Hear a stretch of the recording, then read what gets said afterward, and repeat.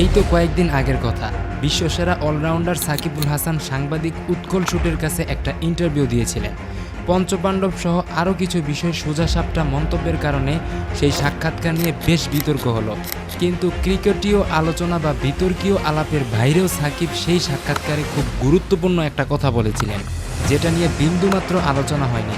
পরিবার আমেরিকাতে স্থায়ী হবে এমন আভাস দিয়ে সাকিব বলেছিলেন, বাংলাদেশে থাকার সময় স্কুলে যাওয়ার আগে আমার বড় মেয়ে এলাইনা ঘুম থেকে উঠে প্রতিদিন কাঁদত, অথচ আমেরিকায় এক ডাক দেওয়ার আগে নিজে উঠে চোখ বন্ধ করে নিজে ব্রাশ করে স্কুলে যাওয়ার জন্য রেডি হয়ে যেত।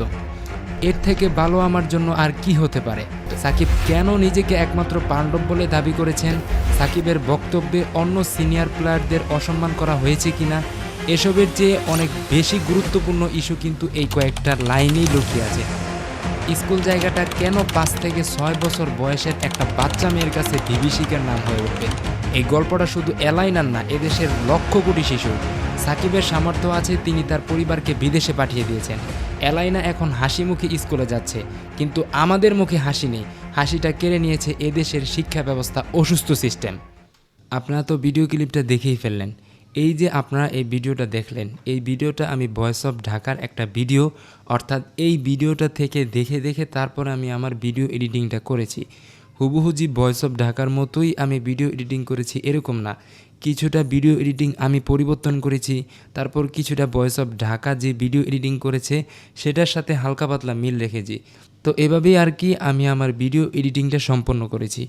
এখন আমি আপনাদের দেখাচ্ছি যে এই ভিডিওটা আমি কিভাবে তৈরি করলাম, কিভাবে ইন্ট্রো তৈরি করলাম, তারপর কোন জায়গায় কোন ইফেক্টটা দিলাম, কোন জায়গায় কোন ট্রানজেকশনটা দিলাম, সব আমি A to Z বলছি। তবে আমি আপনাদের বিস্তারিত কিছু বলছি না, আমি শুধু আপনাদের সংক্ষিপ্ত আকারে বলবো। তো এখন আমি ফিল্মোরা ভিডিও এডিটিং সফটওয়্যারের মধ্যে চলে যাচ্ছি। তো এতক্ষণ যে ভিডিওটা আপনারা দেখেছেন, এই ভিডিওটাই আমি এডিটিং করে রেখেছি। এখান থেকে আপনারা ভিডিও এডিটিংটা বুঝুন। প্রথম দিকে দেখেন,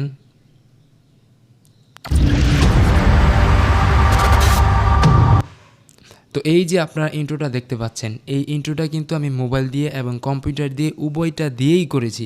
ইন্ট্রোটা তৈরি করতে আমার কষ্ট হয়েছে ঠিক, কিন্তু ইন্ট্রো তো তৈরি হয়েছে। চেষ্টা করলে সব পারা যায়। আপনারা একটু চেষ্টা করেন, দেখেন আপনারাও এই ইন্ট্রোটা তৈরি করতে পারবেন। তারপর আপনারা দেখেন, এই তো এখানে আপনারা দেখেন আমি এই ভিডিওর মধ্যে একটা ট্রানজেকশন ইউজ করেছি। তো এরকম আপনাদের ভিডিওর মধ্যে ট্রানজেকশন অ্যাড করবেন। আপনারা যদি আপনাদের ভিডিওতে ট্রানজেকশন অ্যাড করতে চান, ওই যে আপনারা দেখতে পাচ্ছেন একটা ট্রানজেকশন অপশন, এখান থেকে আপনি আপনার ভিডিওতে ট্রানজেকশন অ্যাড করতে পারেন। তারপর এই ভিডিওর মধ্যে কিন্তু আমি কালার অ্যাড করেছি। তারপর দেখুন, আমি একটা ক্রিকেট খেলা রিলেটেড একটা ভিডিও অ্যাড করেছি। তারপর দেখুন, এই ভিডিওটার উপর আমি একটা ট্যাক্স অ্যাড করেছি, অর্থাৎ সাকিবের নাম লিখেছি। তারপর দেখেন এই ভিডিওটার মধ্যে একটা ক্যামেরার ভিডিও ইফেক্ট অ্যাড করেছি। তো এই ক্যামেরার ভিডিও ইফেক্টগুলো কিন্তু আপনারা এই ইফেক্টটাই পেয়ে যাবেন। এই যে আপনারা দেখতে পাচ্ছেন এই যে ক্যামেরার ইফেক্ট, তো এখান থেকে আপনি আপনার ভিডিওর মধ্যে এই ক্যামেরা ইফেক্টগুলো অ্যাড করতে পারেন। তারপর দেখেন আপনারা উৎকল শুটের কাছে একটা ইন্টারভিউ দিয়েছিলেন। পঞ্চপাণ্ডব সহ আরও কিছু বিষয় সোজাসাপটা মন্তব্যের কারণে। তারপর আপনারা এই যে ভিডিওটা দেখতে পাচ্ছেন, উপরে আমার চ্যানেলের নাম লেখা, তারপর আপনারা দেখতে পাচ্ছেন এখানে লেখা, তারপর আপনারা দেখতে পাচ্ছেন আমার নাম লেখা মাহাদি হাসান। তারপর এখানে দেখেন ভিডিও এডিটর লেখা। এই ভিডিওটা কিন্তু আমি মোবাইল দিয়ে তৈরি করেছি।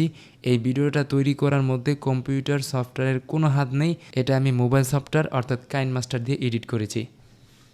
সেই সাক্ষাৎকার নিয়ে বেশ বিতর্ক হলো। তারপর এই জায়গায় দেখুন আমি কিছু লেখা অ্যাড করেছি। ক্রিকেটীয় আলোচনা বা বিতর্কীয় আলাপের বাইরেও সাকিব সেই সাক্ষাৎকারে খুব গুরুত্বপূর্ণ একটা।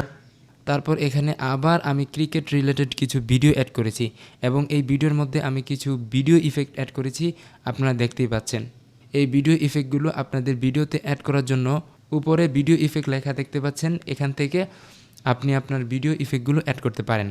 তারপর দেখুন সাংবাদিকরা যে সাকিবের থেকে বিভিন্ন ইন্টারভিউ নেয়, সেই ইন্টারভিউ রিলেটেড একটা ভিডিও আমি এই ভিডিওর মধ্যে অ্যাড করেছি এবং কালার অ্যাড করেছি। তো কালার অ্যাড করার জন্য যে কাজটা করবেন, এই ভিডিওটার উপর ডাবল ক্লিক করবেন, তারপর এই যে কালার অপশন দেখতে পাচ্ছেন, তারপর অ্যাডভান্স উপর ক্লিক করবেন। তারপর এখানে বিভিন্ন প্রকারের কালার রয়েছে, আপনি কালার যে কোনো কালার চাইলে অ্যাড করতে পারেন। তো আমি এটা কেটে দিচ্ছি। তারপর আপনারা দেখেন তো এখানে দেখতে পাচ্ছেন সাকিবের মেয়ে এলাইনার একটা ভিডিও অ্যাড করেছি। তারপর এই ভিডিওর উপর আমি কিছু ট্যাক্স অ্যাড করেছি। তো এভাবেই কিন্তু আপনি আপনার ভিডিও এডিটিংয়ের কাজ সম্পূর্ণ করতে পারেন। একটু মাথা খাটান, একটু বুদ্ধি খাটান, তাহলে ভাই সম্ভব। আর আমার ভাই সময় নাই, না হলে আপনাদের বিস্তারিত হাতে কলমে আমি বুঝিয়ে দিতাম যে এই ভিডিও এডিটিংটা আমি কিভাবে করলাম। অনেকে হয়তো বলতে পারেন আপনি ভয়েস অফ ঢাকার মতো ভিডিও এডিটিং পারেন, তাহলে আপনি ভয়েস অফ ঢাকার মতো ভিডিও বানান না কেন? সত্যি কথা বলতে কি, আমি ভাই একজন স্টুডেন্ট, আর ভয়েস অফ ঢাকার মতো ভিডিও এডিটিং করার জন্য অনেক সময়ের প্রয়োজন। যেই সময়ের প্রয়োজন সেই সময়টা আমার কাছে নাই। আর আরেকটা গুরুত্বপূর্ণ বিষয়, সেটা হচ্ছে আমার সামনে চিন্তাভাবনা আছে, যদি আমার ইউটিউবে ভালো সাবস্ক্রাইবার হয়, ভালো ভিউ হয়, তাহলে আমি আমার যেই সাবস্ক্রাইবার আছে তাদের নিয়ে একটা টিম গঠন করব। তারপর সবাই মিলে একসাথে কাজ করব। এরকম একটা চিন্তাভাবনা আছে, তবে বর্তমানে এরকম চিন্তাভাবনা করছি না। আর কোনো হেল্প লাগলে আপনারা আমাকে জানাতে পারেন। আমার ফেসবুক পেজ আছে, নির্দ্বিধায় আপনারা আমার ফেসবুক পেজে নক দিতে পারেন। তো ভালো থাকবেন, সুস্থ থাকবেন, আল্লাহ হাফেজ।